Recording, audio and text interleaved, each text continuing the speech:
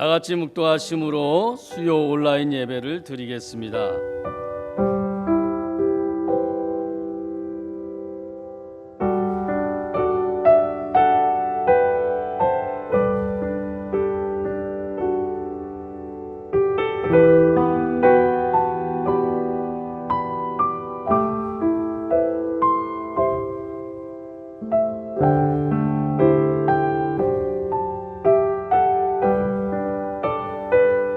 내 영혼아 여호와를 송축하며 그의 모든 은택을 잊지 말지어다.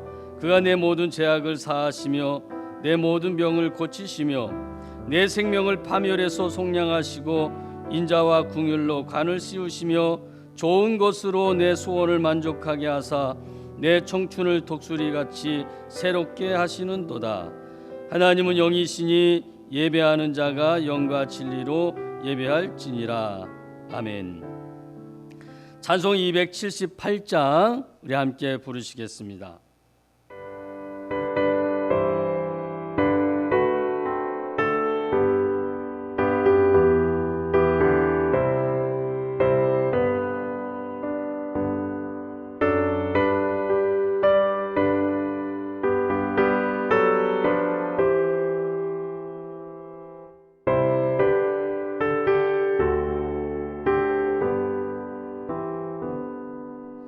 여러 해도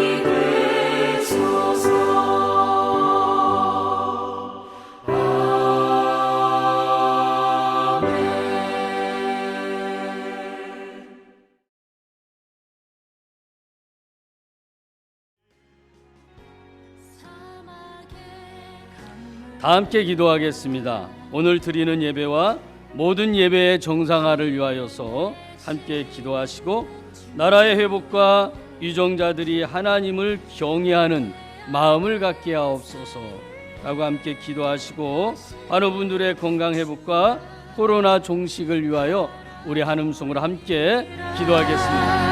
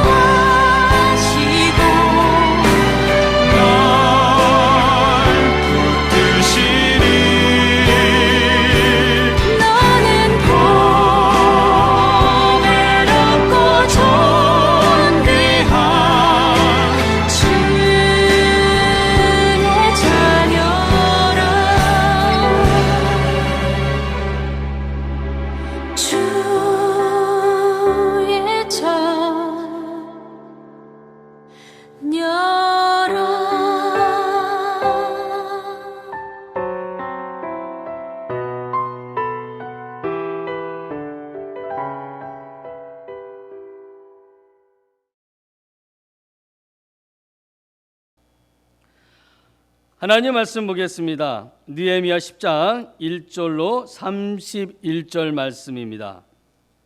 느헤미야 10장 1절로 31절 말씀 다 읽지는 않고 1절과 그리고 28절로 31절까지만 읽겠습니다. 우리 한음성으로 함께 합독하겠습니다. 그 임봉한 자는 하가랴의 아들 총독 느헤미야와 시드기야. 28절 읽습니다. 그 남은 백성과 제사장들과 네이 사람들과 문지기들과 노래하는 자들과 느디님 사람들과 및 이방 사람과 절규하고 하나님의 율법을 준행하는 모든 자와 그들의 아내와 그들의 자녀들 곧 지식과 총명이 있는 자들은 다 그들의 형제 귀족들을 따라 저주로 맹세하기를 우리가 하나님의 종 모세를 통하여 주신 하나님의 율법을 따라 우리 주 여호와의 모든 계명과 규례와 율례를 지켜 행하여 우리의 딸들을 이 땅 백성에게 주지 아니하고 우리 아들들을 위하여 그들의 딸들을 데려오지 아니하며 혹시 이 땅 백성이 안식일의 물품이나 온갖 곡물을 가져다가 팔려고 할지라도 우리가 안식일이나 성일에는 그들에게서 사지 않겠고 일곱째 해마다 땅을 쉬게 하고 모든 빚을 탕감하리라 하였고. 아멘.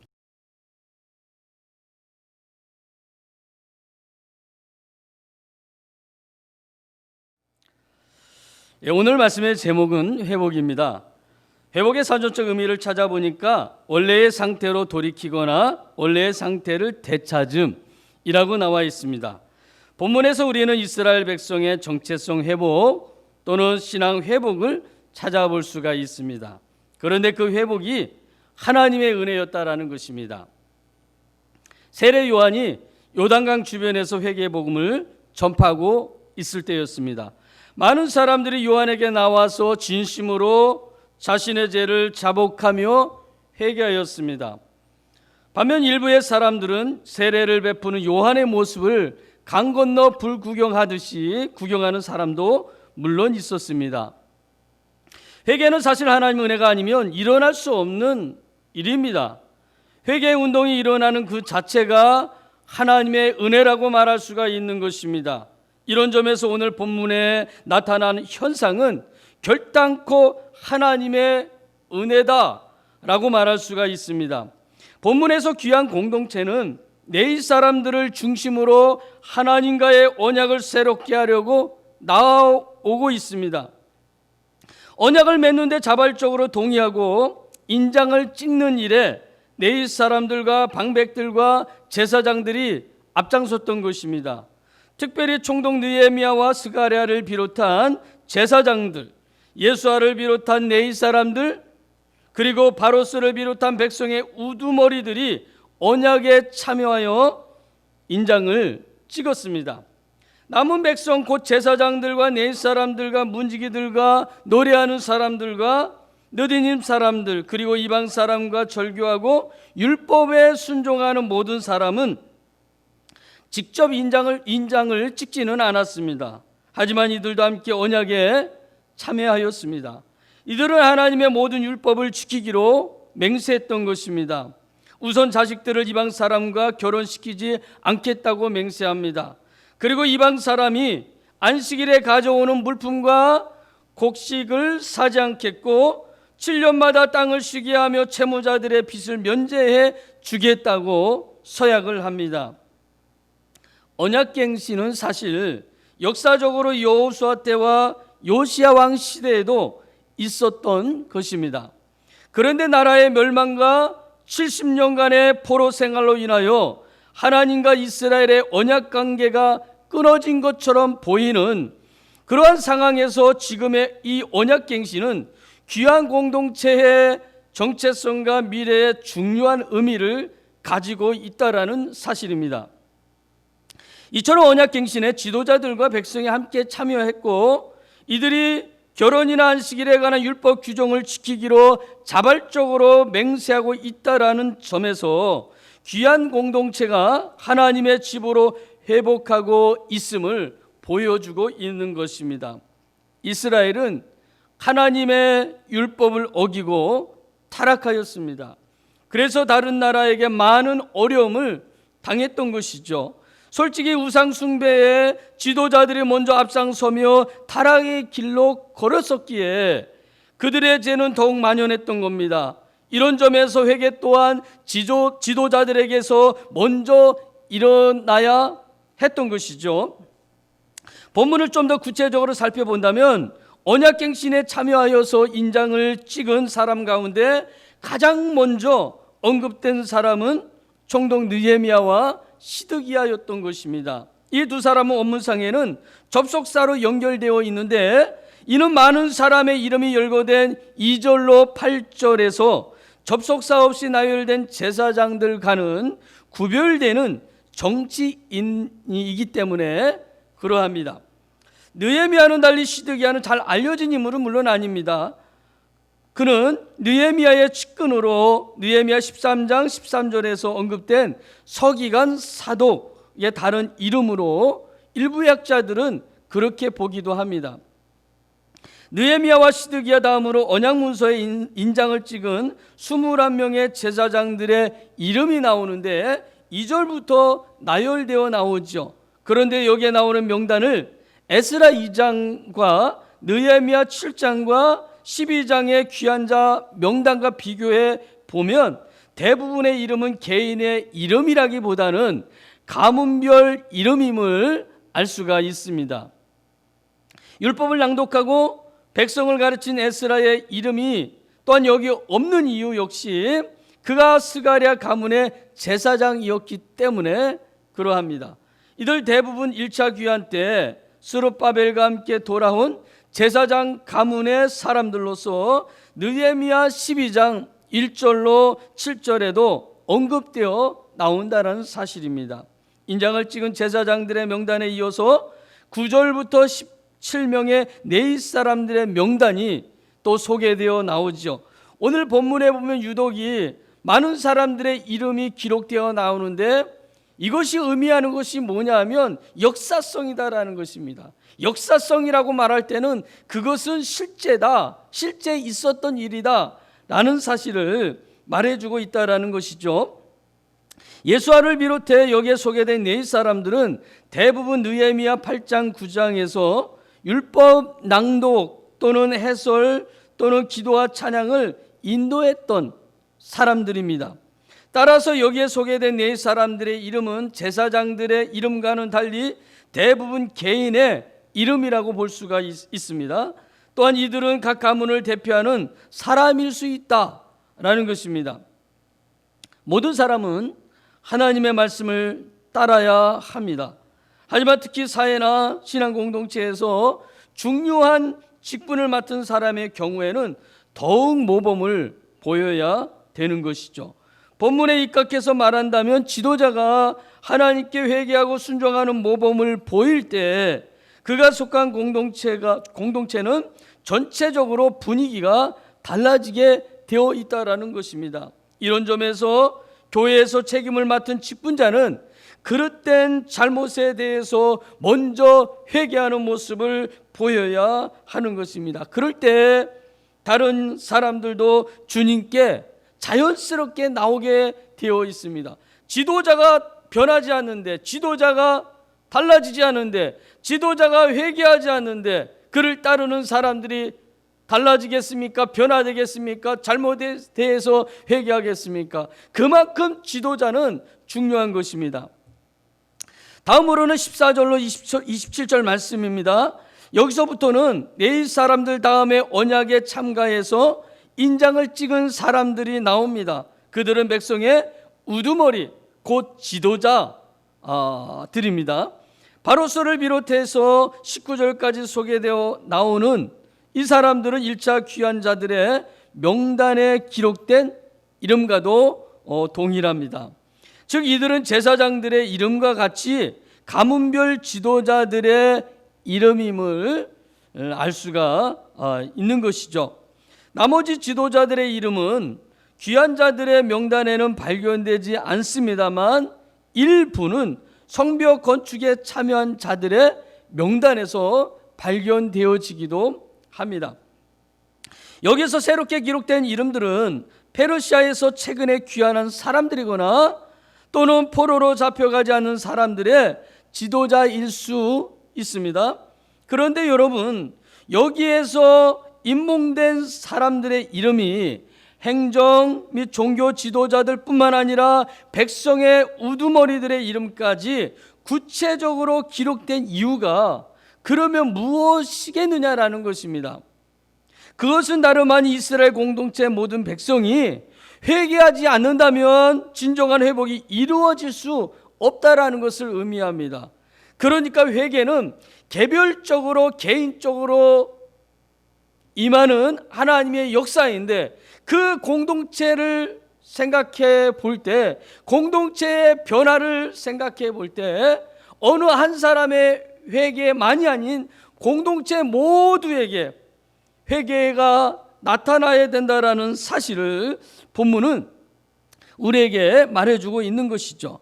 하나님은 끝없이 은혜를 베푸셨지만 이스라엘 백성들은 죄를 버리지 않고 하나님께로 돌아오지 아니했고 하나님께로 돌이키지 아니했습니다. 그 결과 그들은 환난을 당했죠.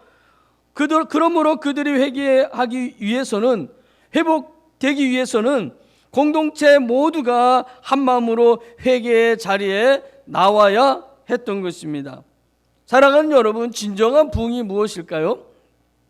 진정한 부흥이라는 것은 단지 성도 수를 늘리는 그것을 의미하는 것이 아닙니다. 진정한 부흥은 자신을 돌아보고 회개하는 역사가 일어나는 이것이 진정한 부흥이고 부흥의 시작이다 라고 말할 수가 있습니다. 하나님께 자기 죄를 자복하고 죄에서 돌이키는 모습이 공동체 안에 그리고 공동체 모든 사람에게 나타날 때 새로운 회복과 부흥의 역사가 시작된다라는 사실을 기억하시기를 바랍니다. 하나님 백성으로서 합당하지 못한 모습이 혹시 우리에게 있는지 되돌아 보아야 될 것입니다. 그리고 잘못에 대해서는 철저히 인정할 필요가 있고 돌이켜야 된다라는 사실입니다. 그럴 때 하나님께서 주시는 놀라운 부흥의 은혜를 체험할 수가 있게 되는 것입니다. 느헤미야 10장 28절 말씀은 이런 점에서 이스라엘 백성들의 죄에 대한 인식과 그들이 회개한 증거로서 그들의 결단을 잘 보여주고 있습니다. 느헤미야 10장 28절 말씀을 우리 한 음성으로 함께 읽습니다. 그 남은 백성과 제사장들과 레위 사람들과 문지기들과 노래하는 자들과 느디님 사람들과 및 이방 사람과 절교하고 하나님의 율법을 준행하는 모든 자와 그들의 아내와 그들의 자녀들 곧 지식과 총명이 있는 자들은 여기서 그 남은 백성은 언약 문서에 인장은 찍지는 않았지만 대표자로서 언약에 참여한 백성을 말하는 것입니다. 이들은 인장을 찍지 않은 제사장들과 네이 사람들과 문지기들과 노래하는 자들과 느디님 사람들, 그리고 이방 사람과 절교하고 율법에 순종하기로 맹세한 사람들과 지식과 총명이 있는 사람들을 말합니다. 이러한 설명은 느헤미야 7장 73절에 나오는 제사장들과 네이 사람들과 문지기들과 노래하는 자들과 백성 몇 명과 느디님 사람들은 이스라엘 자손이라는 표현과 또 8장 2절로 3절에 나오는 남자나 여자나 알아들을 만한 모든 사람이라는 표현과도 아주 유사합니다. 결과적으로 이러한 말씀이 말하고 있는 것은 언약 갱신의 귀한 공동체 모두가 참여하였다라는 것입니다. 어느 특별한 사람만이 아니라, 지도자만이 아니라 지도자가 앞장서서 그리고 모든 백성이 이 언약 갱신에 참여하였다라는 것을 말하고 있고 그것을 강조하고 있는 것입니다. 이들은 실제로 성전과 관련하여서 일한 자들이었고 이방 사람들과 절교하고 분리된 자들입니다. 또한 언약갱신의 의미가 무엇인지를 이해할 수 있는 지식을 가진 자들이기도 하였습니다. 29절 말씀은 이들의 강력한 의지를 엿볼 수가 있는데 우리 다 함께 29절 말씀 읽습니다. 다 그들의 형제 귀족들을 따라 저주로 맹세하기를 우리가 하나님의 종 모세를 통하여 주신 하나님의 율법을 따라 우리 주 여호와의 모든 계명과 규례와 율례를 지켜 행하여.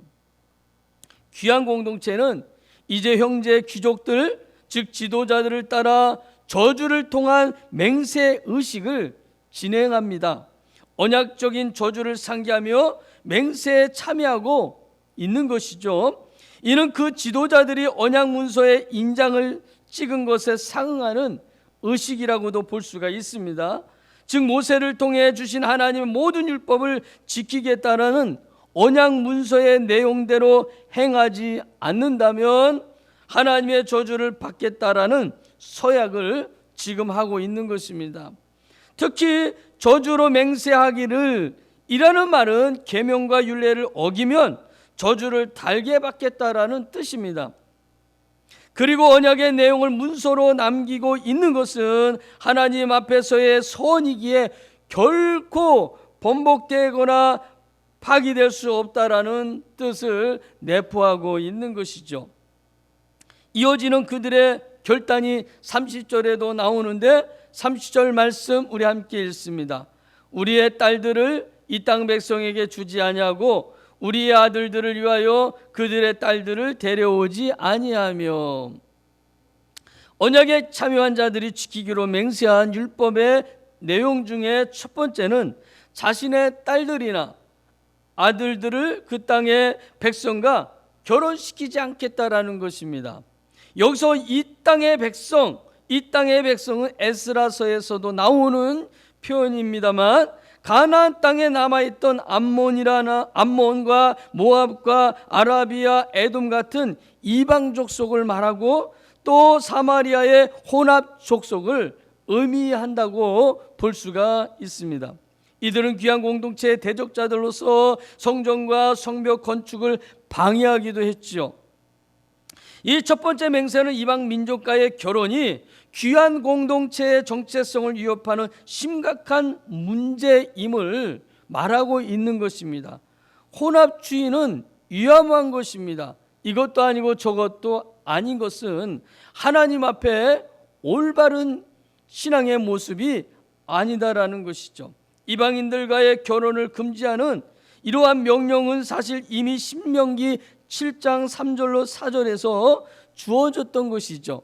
그 말씀을 보게 되면 신명기 7장 3절 4절 말씀인데 이렇습니다. 또 그들과 혼인하지도 말지니 내 딸을 그들의 아들에게 주지 말 것이요 그들의 딸도 내 며느리로 삼지 말 것은 그가 내 아들을 유혹하여 그가 여호와를 떠나고 다른 신들을 섬기게 함으로 여호와께서 너희에게 진노하사 갑자기 너희를 멸하실 것임이니라. 하나님께서 왜 이방인과의 결혼을 금지하셨습니까?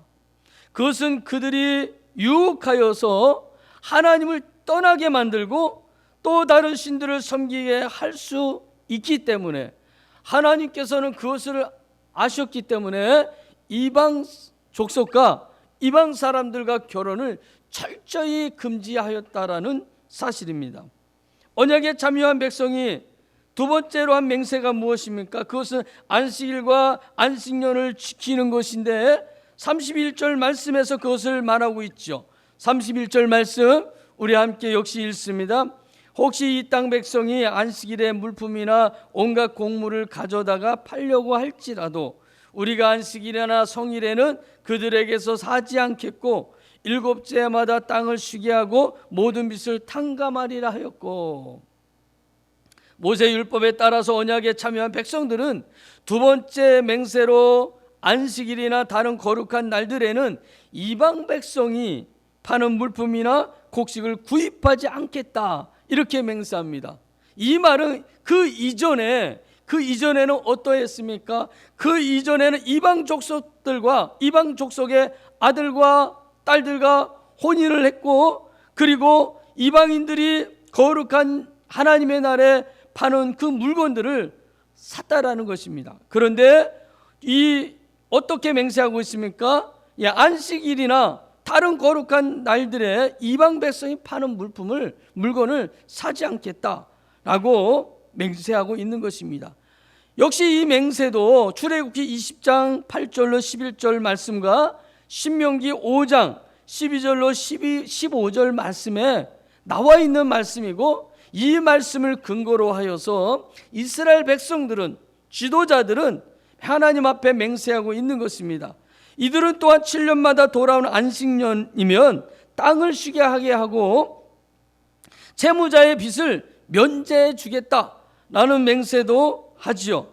이 말씀 역시 출애굽기 21장 2절로 6절과 또 23장 10절로 11절, 그리고 레위기 25장 1절로 7절, 그리고 역대하 36장 21절 말씀에 근거한 맹세였다라는 것입니다. 철저히 하나님의 말씀, 당시로 말한다면 모세의 율법을 기준으로 하여서 그들은 하나님 앞에 결단하고 있는 것입니다. 기준이 무엇입니까? 하나님의 말씀이다라는 것입니다. 하나님의 말씀을 기준으로 삼았다라는 것인데, 그러기 위해서는 하나님의 말씀을 알아야 되는 것입니다. 우리의 삶도 마찬가지죠. 우리의 삶도 하나님 말씀이 기준이 되어야 되는데, 그렇다면 하나님의 말씀을 알아야 되는 것입니다. 하나님의 말씀에 분별력이 있어야 되는 것입니다. 이방인들과 통혼하지 않으며 안식일을 준수하고 안식년을 지켜 땅을 쉬게 하고 빚을 탕감해 주는 이러한 내용은 새로운 율법이 아니다라는 말입니다. 이미 모세 율법에 기록되어 있는 하나님의 말씀입니다. 지금 우리에게 주어진 말씀도 하나님께서 새로운 계시로서 우리에게 주어짐으로 우리가 그 말씀을 새롭게 듣고 그 말씀대로 사는 것이 아니라 이미 주어진 말씀대로 우리가 살아가는 것입니다. 말씀으로 그러므로 돌아와야 합니다. 말씀의 능력이 있지 않습니까? 말씀이 들어가면 회개 운동이 일어나고 회복이 일어나게 되어 있는 것입니다. 오늘 본문을 보십시오. 초대교회 당시 베드로가 말씀을 선포할 때 많은 사람들이 그의 말씀을 듣고 마음의 찔림을 받고 어찌할꼬 탄식을 하였습니다. 그때 베드로가 뭐라고 말합니까? 사도행전 2장 38절에서 이렇게 말합니다. 너희가 회개하여 각각 예수 그리스도의 이름으로 세례를 받고 죄 사함을 받으라. 그리하면 성령의 선물을 받으리니. 사랑하는 여러분, 오늘 본문도 동일합니다. 말씀으로 시작된 하나님의 역사입니다. 이스라엘 백성에게 말씀이 들어가니까 그들에게 회개가 터져 나왔고 새로운 결단에 이르게 됐던 것입니다. 변화는 지적 동의가 아닌 회개와 결단인 것입니다. 그런데 그것은 말씀으로부터 시작된다라는 사실을 여러분 아셔야 됩니다. 이것이 바로 영적 회복입니다. 사랑하는 여러분, 돌아오십시오. 말씀으로 돌아와야 합니다. 말씀에 귀를 기울여야 합니다. 말씀 앞에 무릎을 꿇어야 합니다. 어떤 사람이 하나님 말씀 앞에 무릎 꿇습니까? 겸손한 사람이 하나님 말씀 앞에 무릎을 꿇는 것입니다. 그러므로 우리는 하나님 앞에 겸손해야 됩니다. 겸손한 사람이 하나님 말씀 앞에 무릎을 꿇는다면 하나님의 말씀에 무릎 꿇지 않는 사람은 교만한 사람입니다. 하나님 말씀 앞에 무릎 꿇고 기다려야 됩니다. 하나님의 은혜를 기다려야 되는 것이죠. 하나님의 은혜가 임함으로 우리는 살 수가 있는 것입니다. 하나님의 말씀으로 인하여, 하나님의 은혜로 인하여 우리는 살 수가 있다라는 말입니다. 오늘 본문에 이스라엘 백성들의 임한 그 회복의 은혜는 말씀으로 시작됐다라는 것을 기억하시고, 오늘도 말씀의 사람으로, 말씀의 충만함으로, 말씀의 깨달음으로, 말씀의 사모함으로 살아갈 수 있는 우리 모두가 되어서 저들에게 임한 그 은혜가 우리에게도 동일하게 임할 수 있기를 주님의 이름으로 간절히 부탁을 드리겠습니다. 기도드리겠습니다. 사랑의 하나님, 이스라엘 백성들에게 주신 회복의 은총을 우리들에게도 주시옵소서. 말씀 운동으로 시작된 은혜가 그들에게서 식지 않고 지속적으로 놀라운 변화가 그들에게 증거로 나타났듯이 우리에게도 그와 같은 은혜를 허락하여 주시옵소서. 말씀을 가까이 하며 말씀을 들을 때 우리들에게 깨달음을 주시옵소서. 길가에 떨어진 씨앗처럼 우리 마음에 말씀이 떨어지기도 전에 말씀의 은혜를 빼앗기지 않게 하시고, 돌밭에 떨어진 씨앗처럼 환난과 역경 속에 주님과 멀어지지 않게 하옵소서. 그리고 가시밭에 떨어진 씨앗처럼 세상 욕과 재물과 일락으로 인하여 주님을 모른다 하지 않게 하시고, 다만 좋은 밭에 떨어진 씨앗처럼 농부 되시는 하나님의 기쁨이 되는 삶을 살아갈 수 있도록 도와주시옵소서. 코로나로 인하여 믿음으로 살지 못하는 사람들이 있습니다. 코로나에도 불구하고 오직 믿음으로 살게 하옵소서. 세상의 법 위에 하나님의 말씀을 그 위에 놓고 말씀에 순종하며 살게 하옵소서. 이 나라와 민족을 불쌍히 여겨주시고 대통령과 모든 이종자들에게 하나님을 경외하는 마음을 허락하여 주시옵소서. 특별히 사랑하는 우리 교회 성도님들의 가정과 직장과 저들의 삶과 또한 건강을 지켜주시고, 모든 삶 속에 일어나는 환난 중에 하나님의 도움을 받아 위로받고 특별히 하나님의 은혜 가운데 살아가게 하여 주옵소서. 특별히 사모님에게 은혜를 더하여 주셔서 수술 이후에 회복과 강건함을 더하여 주시기를 원합니다. 예수님의 이름으로 기도드리옵나이다. 아멘.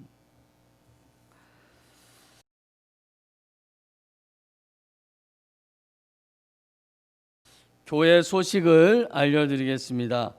수요 온라인 예배에 참석한 우리 믿음의 성도님들을 주님의 이름으로 환영합니다. 사랑하고 축복합니다. 코로나19가 완전히 종식되어서 모든 예배와 모임이 조속히 정상화되도록 기도해 주시기를 바랍니다. 우리 교회는 코로나 예방을 위한 방역 수칙을 철저히 지키며 안전하게 예배를 드리고 있습니다. 앞으로도 철저한 방역과 거리 두기를 통하여서 안전하게 예배 드릴 수 있도록 협조해 주시기를 바랍니다. 지금까지 우리가 수요 예배와 또 다른 예배가 이루어지지 못했지만 8월 첫 주부터는 수요 예배가 정상화됩니다.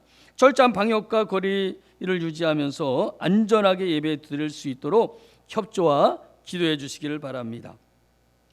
매일 정오 기도와 저녁 8시 기도, 매일 말씀 묵상도 함께 하셔서 기도와 말씀 생활에 힘써 주시기를 바랍니다.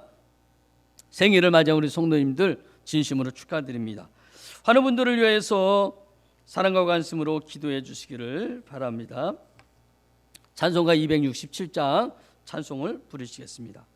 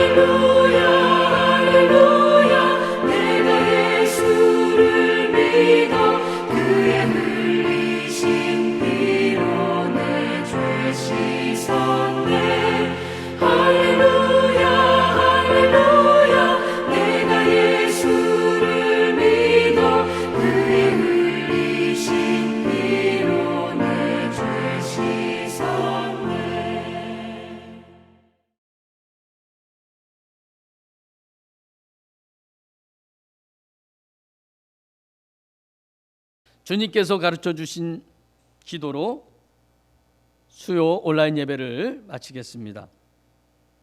하늘에 계신 우리 아버지여, 이름이 거룩히 여김을 받으시오며 나라가 임하시오며 뜻이 하늘에서 이루어진 것 같이 땅에서도 이루어지이다.